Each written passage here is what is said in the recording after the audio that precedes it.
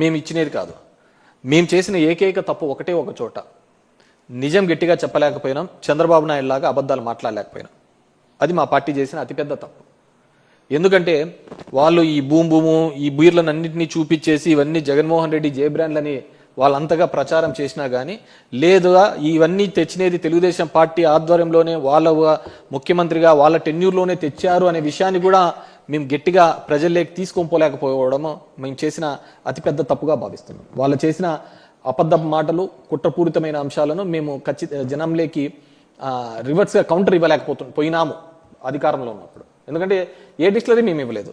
ఉన్న డిస్టిలరీస్ కన్నా మాకు ఫేవర్ చేసినట్టు ఈ విధంగా చేసినట్టు మరి ఎన్ని డిస్టిలరీస్ మీద కేసు పెట్టారు, ఎన్ని డిస్టిలరీస్ని ఉన్న ఎండీస్ని అరెస్ట్ చేసినారు, దాని ఓనర్లను అరెస్ట్ చేసినారు చెప్పమనండి.